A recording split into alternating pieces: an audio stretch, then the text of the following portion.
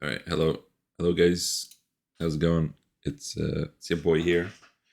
I we have the first day of Champions, VALORANT Champions that just ended. I thought it would be nice to give my thoughts on the games. I just had some takeaway food, so feeling like I'm about to pass out. Okay, so we had three games. We had Vision Strikers against Full Sense. We had Vikings against Crazy Raccoon, and Fnatic versus Cloud9 Blue. Spoiler alert.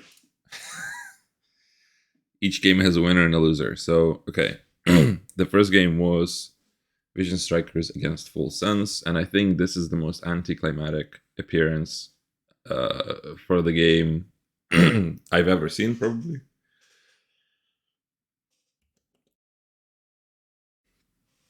Because I think there's something went wrong. I think something something does not add up. Of course, we expected Vision Strikers to be an amazing team, and they were. It was a 2-0 swift victory for them. Obviously, I did not know as much about Full Sense. However, they could not sort of put up a lot to Vision Strikers, something that everyone expected. Everyone knew that Vision Strikers would win, or they were expecting them to win. However, so it was a stomp. It was not a good game to watch at all. So honestly, just forget about it. I think the biggest worries I've received from this game is that it feels like Full Sense, the way they played, will not be in Group D anymore. I don't think there's any chance of them having like surviving past like Cloud9, in that Group D. There's a few things like you can go through the games and there will be things that you find that to me just don't make sense. It seems like the players just weren't into the game, like they weren't present in the game, or they just had a relaxed mindset or something, because the way people just would use utility, the way they would just like use it poorly, was so apparent. In some scenarios, I can even show you. I even remember. Okay, I remember the map number one. So if I do VS versus, what is it, FS Valorant. If I go here, I even looked at it before. Basically what happens is you have Flash, you have Sky overtaking under the attacker Killjoy. They want to push in, which is fair enough. Sky uses her ult, and now she's pulling out the birds. So the question is, what happens here when the bird just... sorry. What happens here when the bird is like just drunk? Did they want to push it through this side? Did they want to flash here? Like, what were they like baiting it? And so asking questions like this, I don't know what happened. But this was not the first time it happened, because the same thing happened with a different character, with a different persona, or player rather, playing on a different map when they played on Breach. I could see them fading some Sky flashes, and the flashes just getting stuck in the walls and like effectively being useless, right? Not only that, but I think some of you, those who have seen the game, like there was some wild like Sova darts. Like I don't know what was happening, but of course we have this moment Here and there. Yeah, that happened. Putting like a KO out, but if you're going with like these standard comps, it's very. This is the second map that was, I believe, Vision Strikers pick. Damn. You obviously have this BM. We need a fucking Lammy's is not having a good time hitting the shots. What? No. So I do wonder what happened, because it's either the players were nervous or they were like a little bit shaky, like they didn't want to put everything in, or I feel like just something happens, just like something doesn't add up, So it would be interesting to see how they play next. I do hope they put on a better performance, but I mean, from how they played today, it doesn't seem like they'll be in here for a long time. Okay, moving on. How much did we got? Oh, 5 minutes. Okay. All right. So we got Team Vikings against Crazy Raccoon. I wanted the Crazy Raccoon to win. I think their like playstyle was the most fun to sort of observe. Those were like some of the wildest games when I've seen them play against, I think, Team Liquid. Obviously, you have Munchkin, Raze on Bind, I think, doing some crazy things. So it was nice. I mean, here Munchkin did not play Raze at all. He only played, I believe, KO and who is it? Yeah, Sova. So it was unlucky, really. But I mean, we move on. So I mean, also 2-0 from the teams. I expected Crazy Raccoon to win this one, but it seems like Team Vikings came in very prepared. And it was interesting to see the first map, Icebox, actually, the first 5 rounds that they won, it actually came down to Vikings were actually bringing us back some of that like V1 energy from Iceland, where they would plant on A, they would just plant it in the nest, and they would have like a nerd spot to plant it, and then would just play from post-plant positions defending the bomb. And because it's such an open space in that nest, it would be very easy for them to defend it. And then it would be 5-0 to Vikings, and then only then the Raccoons would sort of start to wake up, right? And they would still be 6-6. But then second half would come in, and Team Vikings would sort of begin to dominate after pistol round and sort of win. And so it feels like Team Vikings came in very prepared from the scrims. They were playing really well. Whereas Team Crazy Raccoons are also, I think they have some preparations in, but it seems like, I don't know if there was no like benefit from the scrims, or they scrimmed some different teams, right? It seems like, yeah, Team Vikings was just in it, you know, they were in it to win it. But yeah, and then also I would say a pretty boring game, to be fair. Not one of the best games today, because the best one is the Golden Crucible. All right, this is it. This is NA versus EU, day against night. This is the toxic European Zoomers against NA grandpas wearing exoskeletons. Okay, so 2-1. I think I saw Fnatic win this one before. I said that they would win. I thought that this would be a comfortable win, which I sort of, to some extent, it was, but it got too close. So I mean, they played 3 maps. They played Icebox, Split, and Fracture. Icebox and Fracture are Fnatic picks that are very good at. We've seen them play Fracture on Red Bull. So we do know that they have some really good setups with like Viper and stuff like that, which they did actually end up playing here. But yeah, okay, talking about this setup, I think this is the biggest matchup that I expected to go even, or like the only matchup that I expected to be very even, because talking about it with other people, I think the thing that comes to my mind is the term of like win condition, because Cloud9, from some games that I've seen of them, they have a playstyle that is very impulsive, right? That is very in the air. It's not as structured as you would expect a Korean team to be, like Vision Strikers. It is guided by the basics of team play of Valorant, but also there's a lot of individual playing that sort of the players do.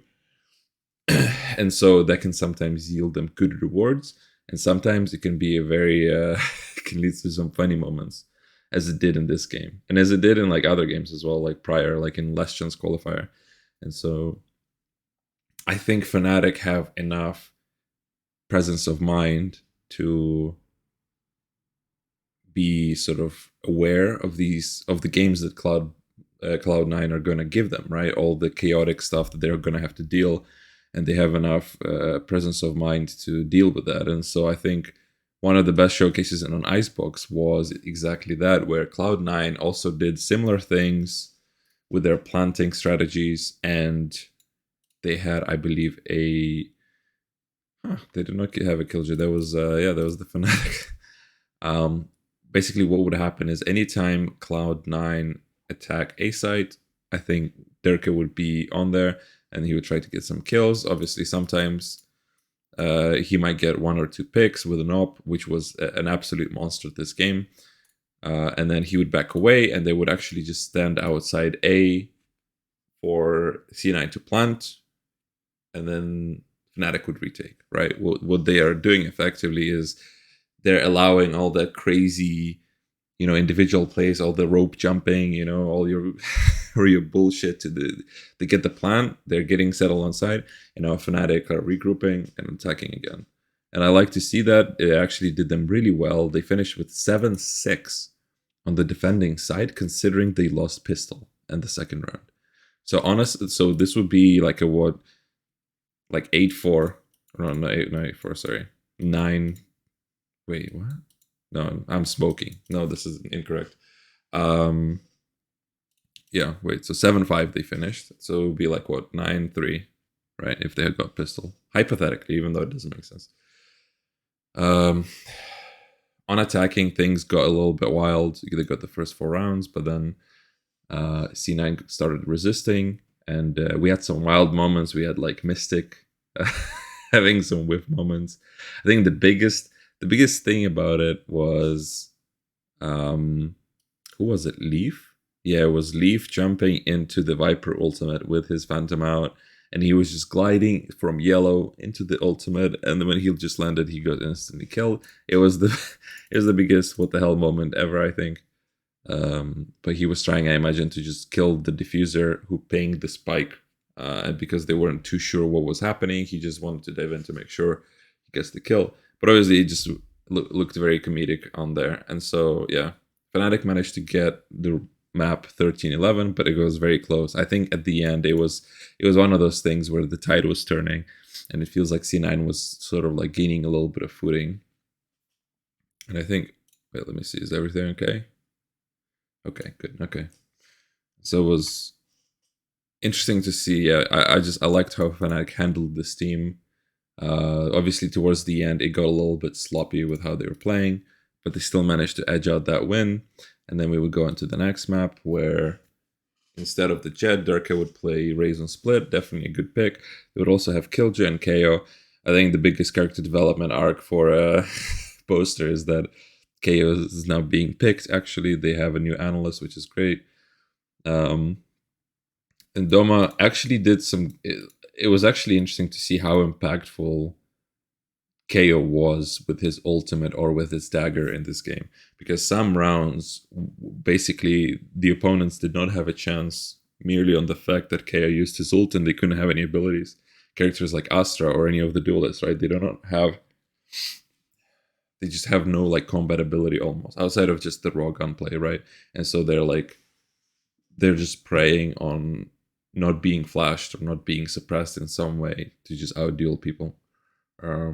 And I think Split also went relatively well in the first half for Fnatic, where they finished 7-5. They got the pistol, which is good shit. And then the second half, I believe, on attack, they actually were not doing so well, right? Where they got only the pistol, but they only got 2 rounds. And so C9 pulled off one of the craziest comebacks to win 13-11 against them, which feels insane. I don't really know.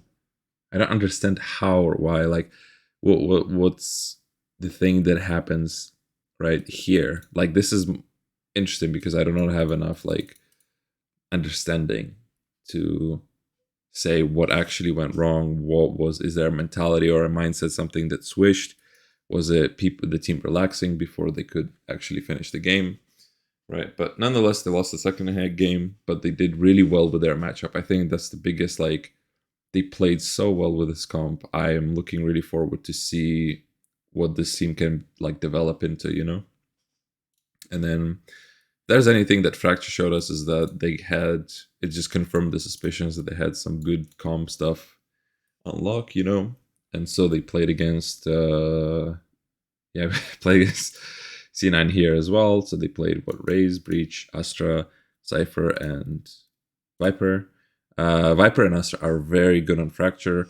There's like a 50-minute video discussing how they use their smokes and how they use their CC to like zone. And so it's definitely a good pick here. Cypher is very good as the Sentinel choice. Some people prefer to go for the Killjoy. But with the latest Breach buff, right, like it becomes a little bit awkward of like, how do you deal with this, And so, yeah, it's interesting because even on Split, they would get Breach now. And so there were a few moments where Breach would be used to counter Killjoy, but when he isn't there, right, Killjoy can still roam free. So, I mean, it is what it is. So, yeah, so Fnatic were actually devastating C9 here. And so, first half, it was, 8-4 that they ended on, and they won the pistol next half. And they won the next 3 rounds, right? So, we already have an image of Fnatic being, 11-4, right? And then C9 and manages to edge out 2 rounds. They're doing well. Fnatic gets another 1 round. Yeah, and so basically it ends up being another comeback for C9. I mean, it sucks, really. I don't know what, like, it's interesting to me to find out, like, what actually happened, you know? Because it doesn't feel normal. It almost sometimes feels like there's something about the game that makes you just adapt to your teammates. Like, right, five rounds into the row, 4 rounds in the row, there's always this switch where the momentum gets flipped. And I don't really know how to manage it, because throughout all these games, you can kind of see it. I mean, maybe not Vision Strikers, but like this game even. Oh, wait, am I? Even this game, right? Giants are, or not Giants, sorry, Vikings are doing well first 5 rounds, then they get switched, and then Raccoons are still managing to end the half in like 6-6, right? And so it's interesting. Like, I don't know if this is like a mental capacity. Like, how do you switch it up? I understand that the pros should be very good at it, you know, but that's just something that fascinates me. But anyway, so the C9 still edge out every single round. It gets very close. It gets to like 1-on-1 positions where C9 still win, and then they go into overtime. You know, I'm shitting bricks personally as a Fnatic supporter, and then Fnatic just get the quickest 2 rounds in the overtime and just win with 14-12. Yeah, I think this was the best game of the day. It was the closest game, and looking at games of tomorrow, I'm not sure if there's going to be any close games like that.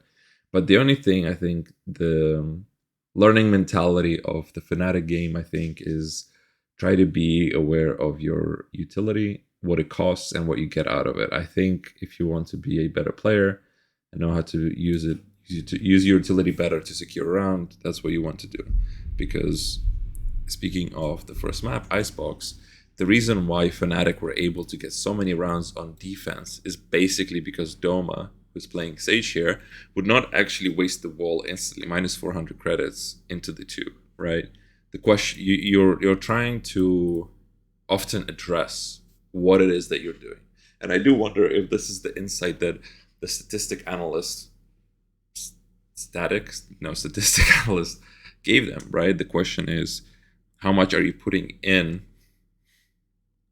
for the wall, which is 400 credits, and how much are you actually getting out of it, which is dependent on how often people actually go into tube. You know, if you're playing against a team who has a track record of not really going into tube, not pushing kitchen, then chances are that wall statistically would not actually pay for itself in terms of the amount of space that it denies the enemy, right? Because we're dealing with different patterns and different play styles, and we're dealing with human minds after all, and so we tend to be biased. And so if on average you see that someone does not go into the tube, then there's no point to wall it, right? And so almost every round he would have his wall, and it would be often used for retake. And so these 7 rounds that they got, often you see the diffuse. The plant went down. Fnatic would just chill like in their area, and then once the spike is down, they come in, they retake, they have like a wall down, and chances are someone's gonna like defuse it quickly. And C9 just couldn't react to it too well, you know. And so I think this was really good to see, because it seems like they are actually innovating, you know. And I think this is what we'll see from a lot of very good teams here.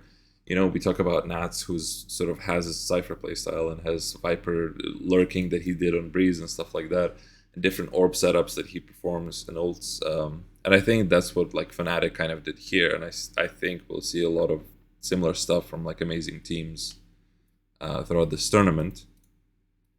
And so, yeah, I think that's it. I guess all in all is, I think Full Sense is probably out, and I think it's a matter of, for Fnatic, whether they can win against Vision Strikers or they can win against C9.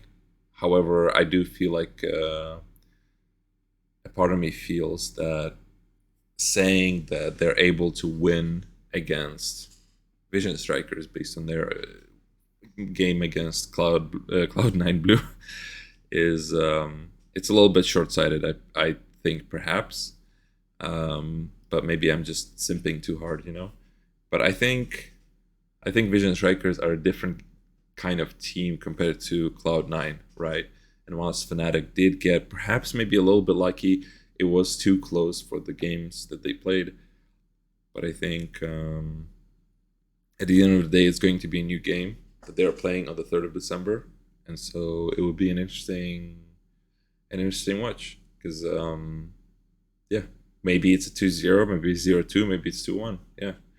It's hard to really say, but either way, they have to defeat either Vision Strikers or Cloud9 again. So they're in for a wonderful group here. In the meantime, Team Vikings are doing really well, but I don't know if they can make it past Gambit Esports, but I suppose we'll see that tomorrow when they play against Team Secret. And here, talking about tomorrow's games really quickly. Do I have some time? 20 minutes, what the fuck am I doing? All right, okay. So Gambit Esports most likely wins. Sentinels also most likely wins. And I think Team Liquid is going to win this. I think people try to hype up Crew Esports, and that's amazing. Maybe it's the copium, but I feel like there's a big part of this where Team Liquid have enough experience to know the stakes of what they're doing. And so they're gonna they will always have a plan for everything, you know? I feel like that's their mentality, that's the philosophy they're playing under. Why every player can play whatever 4 or more agents is this. And so I think they're gonna get that bread. But yeah, thanks for listening. Hope this was useful. I don't know. Let me know. I don't know. Maybe I'm just a dumbass. Fuck me, right? But yeah, hope you guys enjoyed the games yourself, and hope we get a nice little tournament going soon. But in the meantime, stay safe. All right, wear a mask. What the fuck is this? Moderation settings. Ah, man. That was a good time for that. Anyway, yeah, keep it tight, and I'll see you around.